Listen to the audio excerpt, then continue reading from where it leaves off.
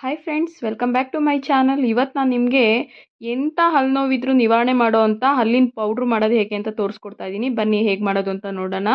ಅರ್ಧ ಕಪ್ನಷ್ಟು ಲವಂಗ, ಅರ್ಧ ಕಪ್ನಷ್ಟು ಏಲಕ್ಕಿ, ನೋಡಿ ಇದು ಜ್ಯೇಷ್ಠ ಮಧು ಅಂತ, ಇದು ಕೂಡ ನಾನಿಲ್ಲಿ ತೊಗೊಂಡಿದ್ದೀನಿ ಒಂದು ಅರ್ಧ ಕಪ್ನಷ್ಟು. ನೋಡಿ ಇದು ಕಲ್ಲುಪ್ಪು ಅಂತ, ನಿಮಗೆ ಗಂಜಿ ಅಂಗಡಿಲಿ ಕೇಳಿದ್ರೆ ಕೊಡ್ತಾರೆ, ದಪ್ಪ ದಪ್ಪ ಸೈಜಲ್ಲಿರುತ್ತೆ.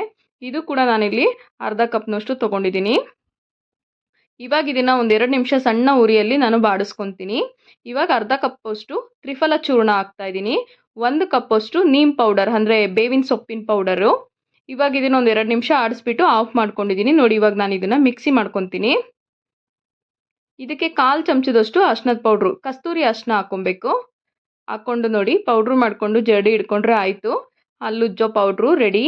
ತುಂಬ ಅಂದರೆ ತುಂಬ ಚೆನ್ನಾಗಿದು ವರ್ಕ್ ಮಾಡುತ್ತೆ. ನಿಮಗೆ ಯಾವುದೇ ಪೇಸ್ಟ್ಗೂ ಇದು ಸಮ ಇಲ್ಲ, ಅದಕ್ಕಿಂತ ಹೆಚ್ಚು ರಿಸಲ್ಟ್ ಕೊಡೋ ಅಂಥದ್ದು.